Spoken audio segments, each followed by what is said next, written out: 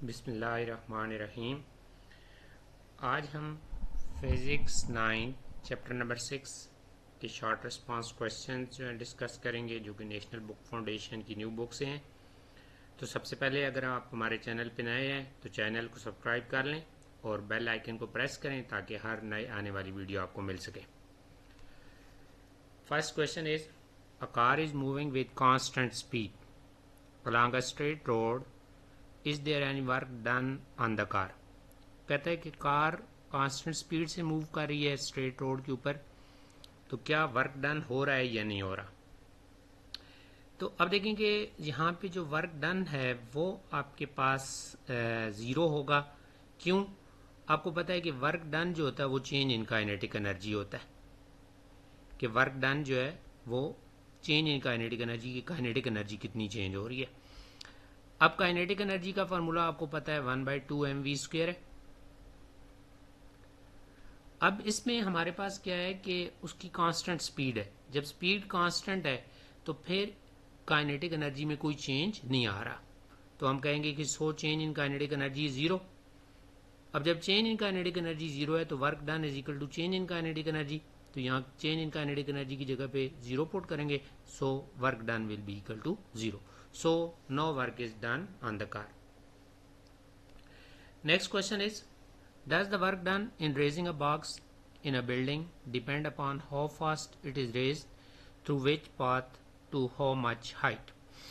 अब देखें कि जब किसी ऑब्जेक्ट को आप लिफ्ट करते हो, जिस तरह ये मैस है ऑब्जेक्ट का, इसको हमने हाइट h तक लिफ्ट किया है, तो वर्क डन जो होता है that is equal to potential energy, और पोटेंशियल एनर्जी का फार्मूला होता है mgh।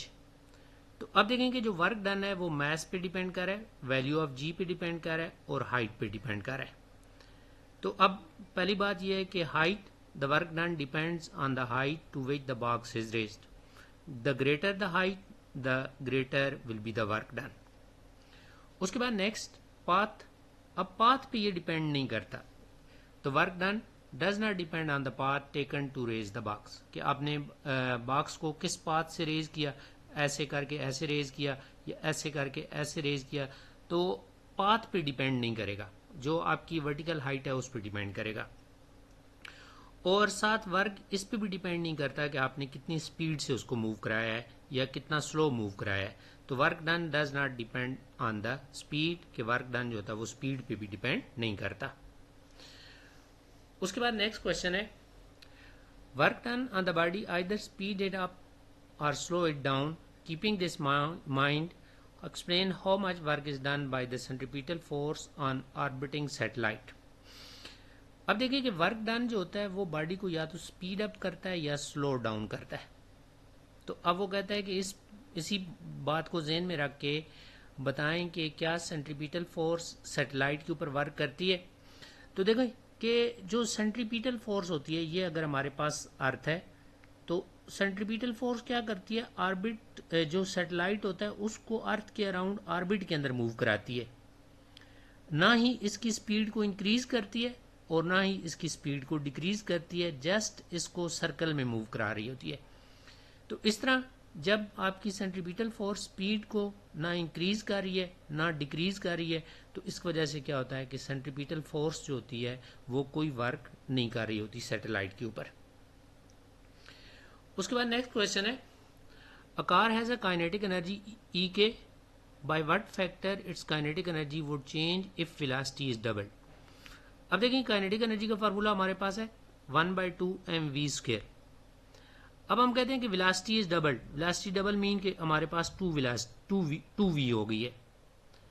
अब जो न्यू काइनेटिक एनर्जी है उसको हम काइनेटिक एनर्जी डैश कहते हैं, तो ये हमारे पास है 1/2m। अब v की जगह पे हमने क्या लिख देना है, 2v लिख देना है, तो v का स्क्वायर था तो यहाँ पे 2v का स्क्वायर आ जाएगा। अब देखो इसको ओपन करोगे तो 1/2m और 2v होल स्क्वायर जो होगा ये 4v² हो जाएगा। अब 4 को स्टार्ट पे लिख दें, 4 को जब स्टार्ट पे लिखेंगे तो देखें ये हमारे पास आ जाएगा 1/2mv²। अब 1/2mv² जो होता है ये आपकी काइनेटिक एनर्जी है, आपके पास उस ऑब्जेक्ट की काइनेटिक एनर्जी है। तो अब देखें कि जो न्यू काइनेटिक एनर्जी है आपके पास वो 4 मल्टीप्लाई बाय जो आपकी इनिशियल काइनेटिक एनर्जी थी, तो इट्स मीन कि काइनेटिक एनर्जी को आप 4 से मल्टीप्लाई करोगे, जो न्यू काइनेटिक एनर्जी होगी तो वो हमारे पास आएगी। तो आप कह सकते हैं कि kinetic energy is increase by a factor of 4 if velocity is double. उसके बाद नेक्स्ट है, a bullet is fired from the gun, bullets penetrate into the sand wall and stop, where does its kinetic energy used. अब bullet को आपने fire किया और bullet जो है ना एक वॉल के अंदर पेनिट्रेट करती है, तो बताना है कि उसकी काइनेटिक एनर्जी कहाँ यूज़ हुई। तो देखें कि काइनेटिक एनर्जी यूज़ होती है हीट एनर्जी के अंदर यूज़ होती है, हीट, उसके अलावा साउंड एनर्जी में कन्वर्ट हो रही होती है, और उसके बाद energy used in doing work against the friction, कि फ्रिक्शन के अगेंस्ट जो आपके पास बुलेट जब पेनिट्रेट करती है तो फ्रिक्शन के अगेंस्ट वर्क डन के अंदर जो है ना वो काइनेटिक एनर्जी यूज हो रही होती है। उसके बाद नेक्स्ट क्वेश्चन है, an LED light bulb, LED ये आजकल बल्ब नए आए हुए हैं, लाइट एमिटिंग डायोड इन्हें कहते हैं, has efficiency of 80%, does it violate the conservation of energy principle, कि क्या ये law of conservation of energy को वायलेट करेगा। तो जी no, LED bulb with efficiency 80% will not violate the conservation of energy principle. अब कंजर्वेशन ऑफ एनर्जी प्रिंसिपल क्या कहता है कि energy can not be created nor destroy, कि आप ना एनर्जी को क्रिएट कर सकते हो ना डिस्ट्रॉय कर सकते हो, but it can be converted from one form to another and the total energy remain the same, कि टोटल एनर्जी जो होती है वो आपके पास क्या रहती है, सेम रहती है। तो अब एलईडी बल्ब जो है वो इनपुट पे इलेक्ट्रिकल एनर्जी ले रहा है और इलेक्ट्रिकल एनर्जी को वो लाइट और हीट में कन्वर्ट कर रहा है।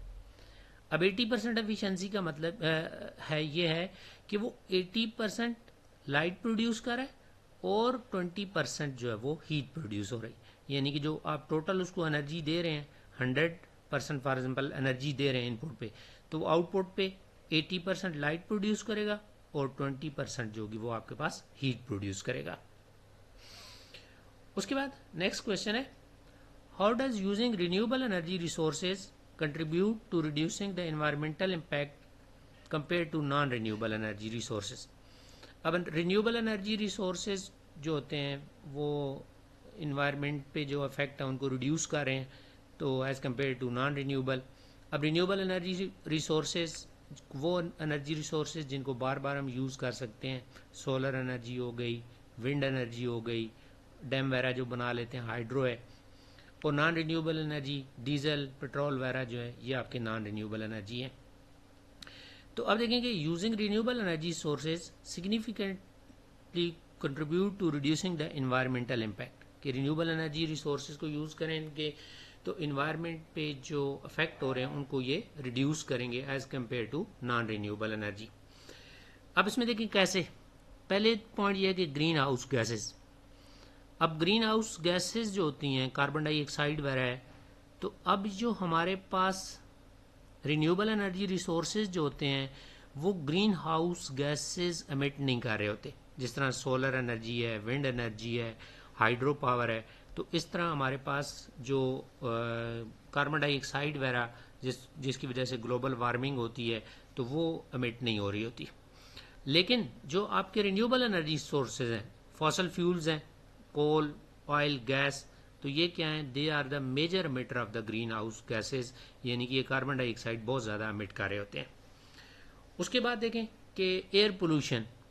अब जो हमारे रिन्यूएबल एनर्जी रिसोर्सेज हैं दे प्रोड्यूस लिटल और नॉर एयर पोल्यूटेंट, कि एयर के अंदर जो है ना ये बहुत कम पोल्यूशन कर रहे होते हैं आपके renewable energy resources as compare to non renewable. उसके बाद नो वाटर पोल्यूशन।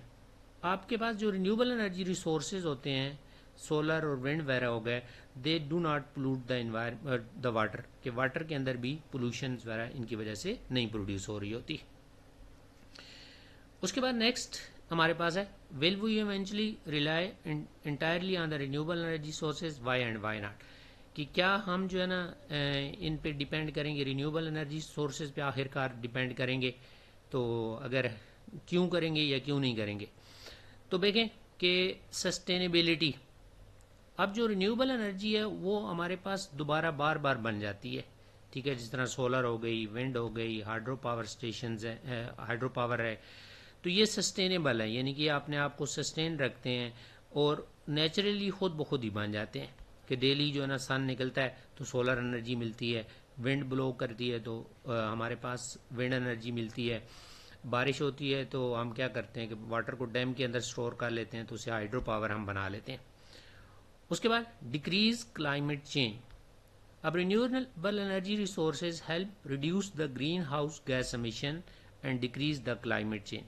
अब जो रिन्यूएबल एनर्जी रिसोर्सेज की वजह से क्या होता है कि ग्रीन हाउस गैसेज जो होती हैं वो एमिट नहीं हो रही होती, तो इस तरह क्या होता है क्लाइमेट चेंज जो होता है उस पे क्लाइमेट जो होता है वो ज़्यादा चेंज नहीं हो रहा होता। जो उसके बाद एनर्जी सिक्योरिटी। अब reduce dependence on the imported fuel. अगर आप रिन्यूएबल एनर्जी रिसोर्सेज यूज़ करेंगे तो आपको इम्पोर्टेड फ्यूल डीजल पेट्रोल वगैरह वो यूज़ नहीं करना पड़ेगा। Economics benefit. The cost of renewable energy technologies is decreasing, making them more competitive with fossil fuel.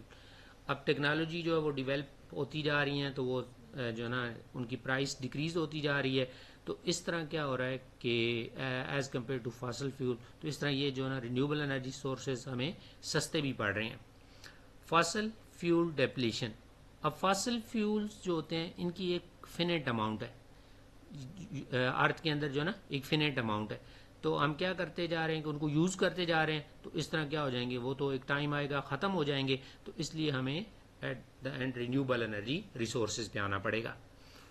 अब वाई नॉट, तो प्रॉब्लम्स हमारे पास आ रहे हैं। Not available all the time. अब देखें कि रिन्यूएबल एनर्जी रिसोर्सेज हर वक्त अवेलेबल नहीं है। सोलर ही देख लें, डे टाइम पे अवेलेबल है लेकिन नाइट टाइम पे हमें ज़ाहिर सी बात है अवेलेबल नहीं है। Energy storage and backup solution. अब इसके लिए फिर ज़ाहिर सी बात है अगर नाइट को हमने यूज़ करना है, सोलर सिस्टम लगा हुआ है, तो हमें एनर्जी को स्टोर करना पड़ेगा, हमें बैटरीज वगैरह लगानी पड़ेंगी, बैकअप वगैरह लेना पड़ेगा। उसके बाद नेक्स्ट वन इज कि इसमें थोड़ा सा प्रॉब्लम है कि पब्लिक अभी अवेयरनेस इतनी नहीं है और पब्लिक इसको एक्सेप्ट नहीं कर रही, तो पब्लिक अवेयरनेस एंड एजुकेशन के पब्लिक को एजुकेट किया जाए कि वो रिन्यूएबल एनर्जी रिसोर्सेज पे कन्वर्ट हो जाए। उसके बाद नेक्स्ट क्वेश्चन है how can increasing the power of a machine impact its energy consumption. अब देखो power is equal to energy over time होता है, वर्क ओवर टाइम भी होता है, ठीक है। तो अब देखें यहाँ से एनर्जी का फार्मूला टाइम को उधर शिफ्ट कर लो तो टाइम उधर जाके मल्टीप्लाई हो जाएगा, तो energy consumption is equal to power multiply by time. अब इस इक्वेशन से देखें कि अगर पावर इंक्रीज होगी तो आपके पास एनर्जी जो होगी वो भी इंक्रीज होगी। So if the power will increase then the energy consumption will also increase. उसके बाद देखें if power will increase then the machine will take less time to complete the given task, कि अगर मशीन की power ज़्यादा होगी तो वो गिवन टास्क को कम टाइम के अंदर जो है वो परफॉर्म कर लेगी। उसके बाद नेक्स्ट क्वेश्चन है जी a perpetual motion machine has efficiency equal to 1 why it will not work. अब ये जो परपेचुअल मोशन मशीन्स होती है ये आइडियल मशीन होती है कि इसकी एफिशिएंसी 1 है, ये 100% है, लेकिन ये वर्क नहीं करेगी, ये आइडियल केस है, ठीक है, क्योंकि it is against the law of conservation of energy, कि ये law of conservation of energy के अगेंस्ट है। और हमें पता है कि एफिशिएंसी जो होती है ये आउटपुट डिवाइडेड बाय इनपुट होती है। अब जो किसी भी मशीन की जो आउटपुट होती है वो इनपुट से लेस होती है। आउटपुट क्या होती है? इनपुट से लेस होती है। तो जब आउटपुट इनपुट से लेस है, ये फार्मूला देखें, तो जब आउटपुट इनपुट से लेस होती है तो इसलिए किसी भी प्रैक्टिकल मशीन की एफिशिएंसी जो होती है वो 1 नहीं होती, वो हमेशा लेस देन 1 होती है। इसलिए परपेचुअल मोशन मशीन जो होती है वो वर्क नहीं करेगी। तो ये थे हमारे शॉर्ट क्वेश्चन आंसर्स इस चैप्टर के। उम्मीद है आपको समझ आई होगी। तो हमारे चैनल को सब्सक्राइब करें और अपने दोस्तों के साथ शेयर करें ताकि उनको भी ये चीज़ें समझ आ जाएं। ओके जी, अल्लाह हाफिज़।